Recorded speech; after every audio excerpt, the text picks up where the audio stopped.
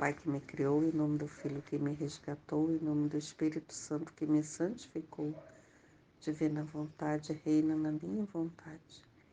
Vinde, Espírito Santo, vinde por meio da poderosa intercessão do Imaculado Coração de Maria, vossa amadíssima esposa.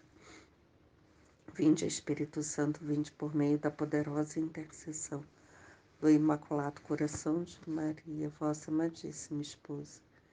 Vinde, Espírito Santo, vinde por meio da poderosa intercessão do Imaculado Coração de Maria, vossa amadíssima esposa. A obediência ao confessor. Livro do Céu 3:5. Depois de ter passado alguns dias em contenda com Jesus, porque eu queria ser desatada e ele não queria, agora se fazia ver que dormia. Agora me impunha silêncio. Finalmente, esta manhã, enquanto via o confessor que me ordenava absolutamente que me fizesse desatar por Jesus. Isto mais de uma vez, mas Jesus não fazia caso. E eu, obrigada pela obediência, lhe disse: meu amável Jesus, quando te opusestes à obediência, não sou eu que quero ser desatada, é o confessor que quer que me faças sofrer a crucificação. Por isso, rende-te a esta virtude tão predileta por ti, que entretém toda a tua vida e formou o último elo, unindo tudo em um único sacrifício da cruz. E Jesus, tu queres fazer-me violência tocando-me esse elo que uniu a divindade e a humanidade e formou um só elo, que é a obediência. E enquanto isto dizia, assumiu o aspecto de crucificado e, quase forçado pelo poder sacerdotal, tive a participação das dores da crucificação. Seja sempre bendito o Senhor, e seja tudo para a sua glória. Assim parece que fiquei desatada. Esse texto que nos leva a refletir sobre a obediência, né? Algo que é tão difícil, né, para nós é viver obedecendo. Né? Acho que até principalmente nos tempos atuais, como é difícil obedecer. Muitas vezes a gente obedece, né, através de uma violência ou de punições, né, financeiras. Uma estrada tem um limite de velocidade. Aí as pessoas ultrapassam esse limite. Aí eles colocam, né, ou um redutor de velocidade, um quebra-mola, um pardal, né, para multar quem passar acima da velocidade, porque não se respeita, né? Não se respeita a sinalização, não se respeita mais as pessoas mais velhas, maduras, adultas, pai, mãe, um irmão mais velho, né? Valores que parece que custa tanto ao homem a obediência. Aqui nesse trecho, acho que é o 2 aqui no finalzinho.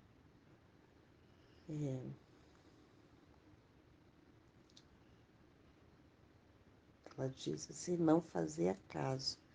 E eu, obrigada pela obediência, lhe disse, né? Assim, a obrigação, né? Não ver. Às vezes, a gente obedece por obrigação, né? Por uma coisa parece que é penosa, né? Assim, eu identifiquei aqui e pensando nisso, né? Que a obediência parece no sentido da obrigação, por ser uma coisa penosa, é difícil, né? E pensar o que fez o pecado entrar no mundo, né? A desobediência. E por isso que é tão difícil ser obediente. Teve uma vez que eu usei essa expressão tá falando com a minha irmã, aí eu falei assim, que eu tinha conversado com uma criança que estava querendo mandar e-mail, eu falei, você parece meu marido? Aí a minha irmã me corrigiu, mas seu marido não manda em você, né? Aí a gente vai vendo, naquela época eu não fazia caminho da divina vontade, quando ela falou isso, mas ficou gravado, eu lembro que isso ficou marcado, né? Porque o mundo nos ensina a ser livres, a sermos donos de todas as nossas atitudes, ações, decisões, né? E a gente tem que viver conforme a nossa cabeça, né? Sem ser humilde, porque a obediência ela é uma humildade, né? Você reconhecer que existe alguém que é superior a você, ou alguém que tem um olhar, né, mais amplificado e que quando fala alguma coisa, né, te dá uma orientação e se você seguir aquilo, aquela pessoa está falando aquilo para o seu bem, né? E, e essa construção é uma construção muito machista, feminista, né, que a gente não tem que obedecer o marido não manda na gente, né? Tem uma conotação pesada, como se ele viesse para te direcionar o que você tem que fazer ou não fazer, as coisas que. As, é, as decisões, né, que você tem que se colocar abaixo dele, né, como se isso fosse uma coisa muito feia, muito sem dignidade, né? E Jesus ele vem reconstruir essa essa virtude, né, da obediência, ele vem reconstruir esse valor, né, da gente e compreender a importância que é, né, você ser humilde para obedecer, para reconhecer. Reconhecer que você, né, não é o dono da razão, que você não sabe de tudo. É humilde de, às vezes, até cada um pensar de uma forma diferente, né, mas eu não tenho que impor o que eu penso, mas ter a humildade de acolher, né? Acolher o que o outro está falando, está pedindo, está orientando. A gente usa muito essa expressão com a criança, né? Por quê? Porque sim, porque eu estou mandando, né? Mas porque sim não é resposta. Tudo tem uma explicação, né? E compreender o que é aqui. O que essa obediência vai trazer, né? Essa obediência transformada em Deus, na divina vontade, é se colocar como humilde, né? Se colocar como aquela pessoa que não quer ser mais que o outro, né? Mas quer estar em comunhão, né? Com o que é verdade, com o que é justo, com o que é honesto. Deixa eu ver aqui o que mais ele falou. Jesus disse, né?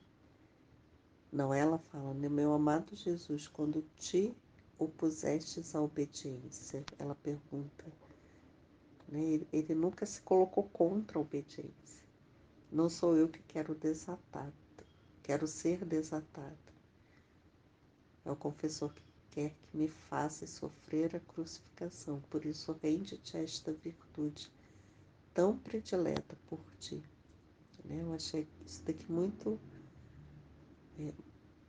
puro, né? Algo que a gente não interpreta, né? Nem para ver o que é a obediência ela tem de divino, né? Aqui,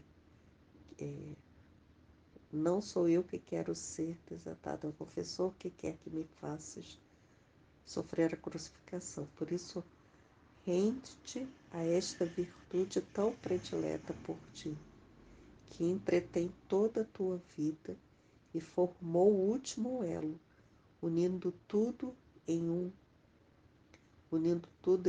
o único perdão, unindo tudo em um sacrifício da cruz.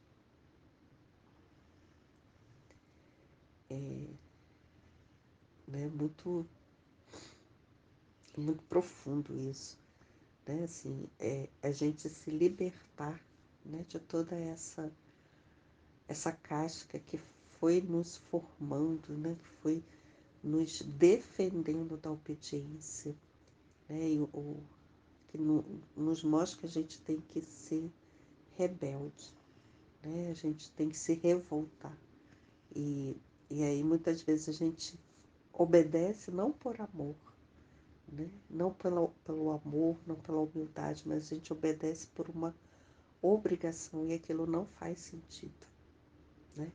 E por ser obrigação, muitas vezes a gente vai buscando, né, a sociedade, o mundo vai buscando brechas, saídas para burlar, né, as leis, para burlar aquilo que deveria, né, de seguir dentro de uma ordem de obediência. Lógico, né, que nada disso fazendo algo que seja contrário ao Evangelho, mas é justamente a desobediência, ela vem justamente no caminho da contramão, né, no caminho oposto dos ensinamentos de Deus, né, que sempre nos leva à ordem, sempre nos leva a voltarmos, né, ele nos convida sempre a voltarmos para a ordem que Deus colocou na nossa vida. E o mundo, né, ele vai cavando em volta, né, para fazer um outro caminho, né, para fingir que está fazendo aquilo que é certo, né, mas não, né, nos leva sempre para o lado oposto. E a obediência, ela acaba virando assim, uma violência contra a vontade humana, né? Porque você ser obediente e humilde, você está sendo violento, né? Com os ensinamentos do mundo, com a vontade humana, com a vaidade, com o seu querer, né? Vai contra os nossos instintos, né? E ela vai nos purificando, né? E aquela pessoa que consegue ser, né, obediente, o filho consegue ser obediente ao pai, né, a sociedade consegue ser obediente, né, às leis da sua cidade, né, sendo que isso não esteja contra, né, a vontade de Deus, fazendo nada que seja ilícito, né, a vontade de Deus, as coisas fluem de uma forma que vai indo natural, né, não há agressão, não há rebeldia, né, há uma convivência pacífica, né. Eu lembro que quando uma turminha que eu tinha, eu sempre trabalhei com criança pequena, educação infantil, a minha sala, ela ia para uma varanda, né, porque era numa casa, e se fechasse a porta da varanda, a sala ficava mais escura, né, ficava sem ventilação. E era tão gostoso ficar com a porta aberta e você ver a rua em frente. Era uma praça, tipo um bosque, então tinha muitas árvores, né? Era uma vista agradável. E eu falava para as crianças assim, né? Não é para ir lá para fora agora, né? Porque a varanda tinha brinquedo. Eu falei assim, agora não é para ir lá para fora, porque cada mesinha tem uma atividade. E a gente vai ficar aqui, né? Se for lá fora, eu não vou conseguir dar atenção para quem eu tenho que dar atenção e não vou conseguir ficar tomando conta de que tem lá fora, né? Aí